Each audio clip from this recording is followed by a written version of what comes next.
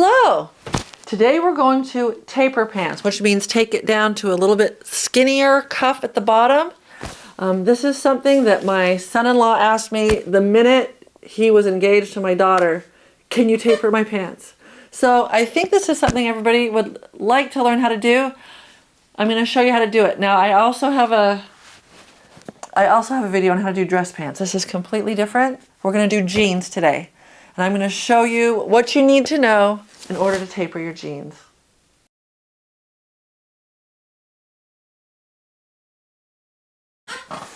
First thing we need to do in order to get ready to taper pants, you need to put him in the pants. And look at what I did. This takes a little bit of pinning skills, okay? So what I do is I pin it so that it goes in about an inch or an inch and a quarter, and then you keep pinning it all the way up. So if you look inside of here, it's about an inch, right? And now your pants may not be an inch. It looks like I go up to like an inch and a quarter. Your pants may not be this much going in. Just pin it so it looks good on the guy. Or, yeah, it's probably going to be a guy. It's very fashionable right now to have nice, slim-fitting pants. Girls are boxy right now. Guys are skinny right now with the pants. So pin it till it looks good. Our next step is going to be measuring. First, I'm going to draw a picture, and I'm going to put all the measurements on the picture. So let's do that.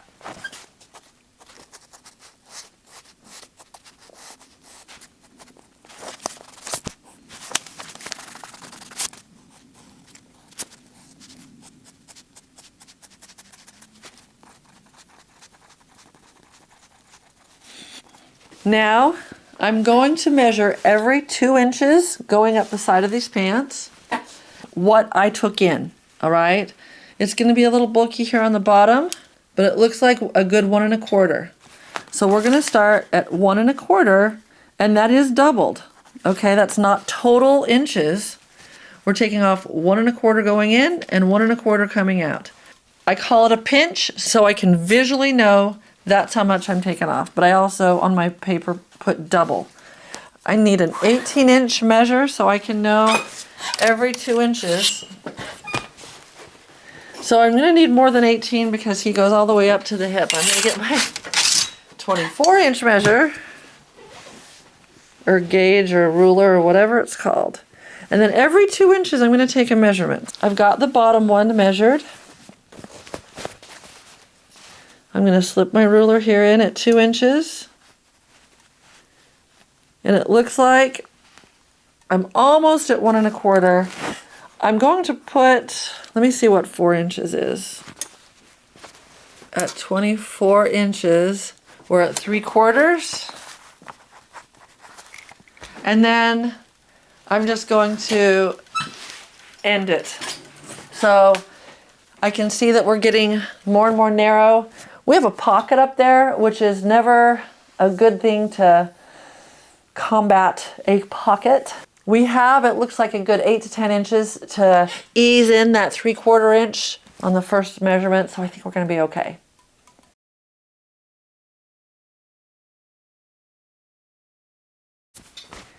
I'm going to start doing the alteration to the leg that I did not measure, so that I always have my measurements in case I need them.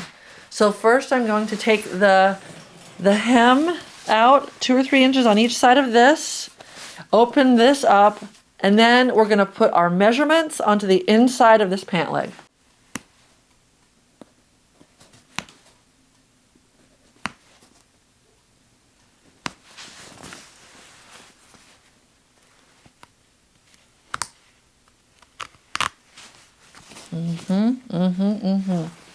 See, there's the magic thread. It wants to go the wrong way. So I know that the magic thread is going to be on this side. So I'm going to do that same thing over here, and then it's going to just pull out. Just pop a couple stitches.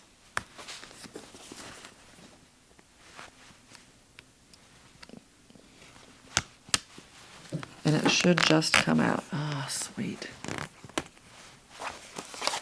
Aha, perfect. Okay, so this seam right here is just not flat. I could pin that. That was not even cold, hot. My hands are dead. So now what we're gonna do, now you wanna make sure you're marking the side you're gonna put into your machine. For example, if I marked this side, then I would be putting all of this stuff under the arm of my machine to sew it. So make sure you're marking the side that's gonna be easy to get into your machine. You know what I'm saying? The arm comes like this, and this is the side you wanna mark. If you don't know what I'm talking about, just make that mistake once and you'll know what I'm talking about. Okay, that's gonna be good enough. Okay, down here at the bottom, we got 1 1/4. Now if it's too tight right here to sew, we're gonna have to undo some more stitching. But I think I've got enough right there to start 1 1/4 at the bottom right here. I also do like to have a, why did they do that? See how they kind of sewed it in? Maybe on jeans it's a technique, but usually in dress pants, I will curve out toward the seam so the inside has a little more room than the outside so that it doesn't buckle from the outside. But that is dress pants. And so this is these are well-made jeans. So I'm wondering why they went in a little bit like that. I'm gonna do it as well. Why not? Why don't I do that as well? Just go in a little and end a little bit in. We'll see. We'll see how I like that. So I've marked all of my measurements up to 24, which is the last measurement I took. And now we have the very top of the jeans. You can't start here. You can't even start here. You got to give yourself, for 3/4 of an inch, you got to give yourself almost all the space you can get. Start up here. What I do is I start as high as I can, so it's very gradual. And I get about halfway down, and then half of this measurement is about 3/8. So let's mark 3/8 right here. And between 3/8 and 3/4 is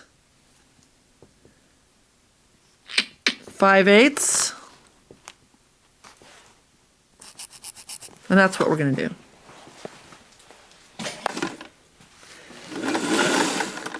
Oh, I do want to get over the chain stitching in case I pull it out so it won't go farther than the chain stitching.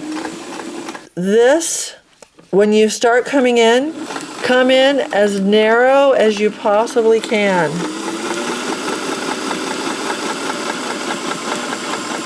That's going to look good. Look how narrow. That is going to look really good. It's not going to have a bump or a pucker or a buckle or whatever you want to call it. I'm feeling right here to see if anything is folding. Nothing is folding. But you do kind of have to have vice grips for hands and pull that. And I can't see my 1 1/4 inch mark that I made with chalk.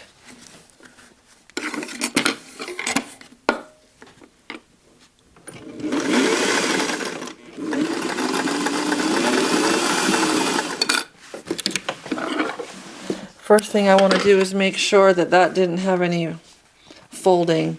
No, that looks good. That looks good.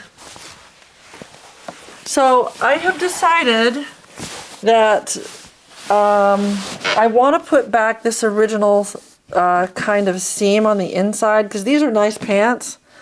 So I'm going to take out this chain stitch and then I'm going to shorten each side in my serger. This might be considered too much for a pair of jeans, but I want to put back the original, what the original had, because it's nice. And I'm gonna, if you don't have a serger, you can zigzag those edges, or you can just take out the chain stitch and iron it flat, but there'll be a lot of seam allowance. That might be annoying, might not. They should just say thank you for altering my pants.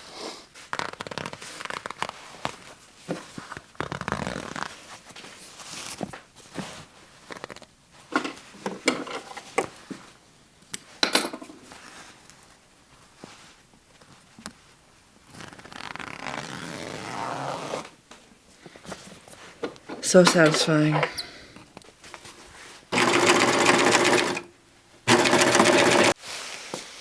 Oh yeah, look how nice that turned out.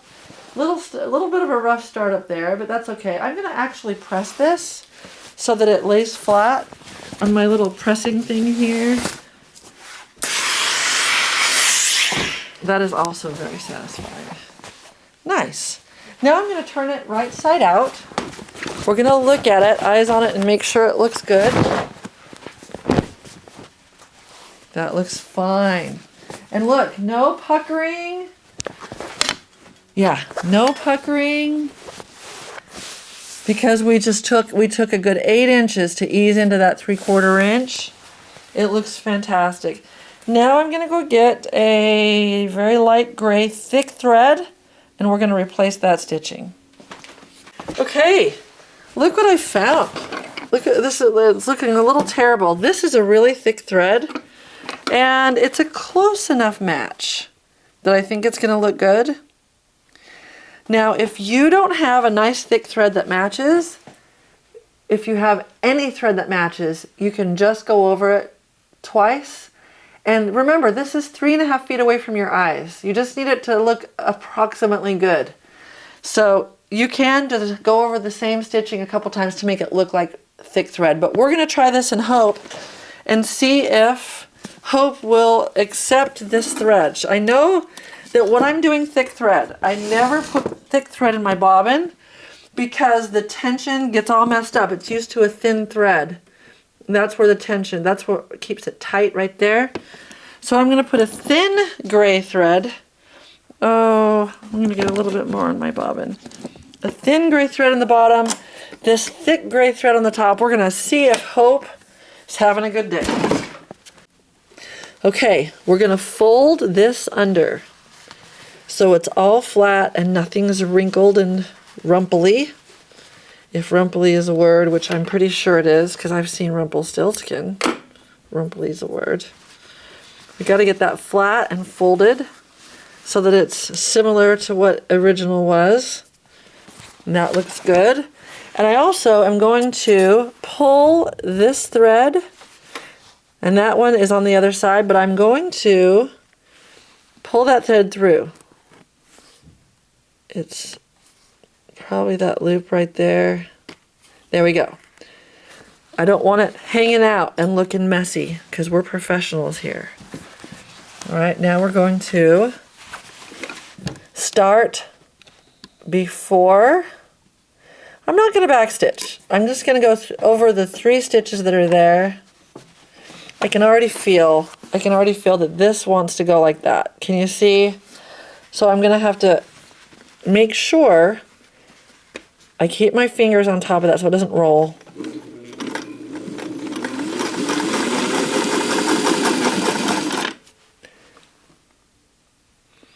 This looks good. I do want to take a little bit of a bigger stitch, so I adjusted my stitch length because this is a nice big fat stitch length.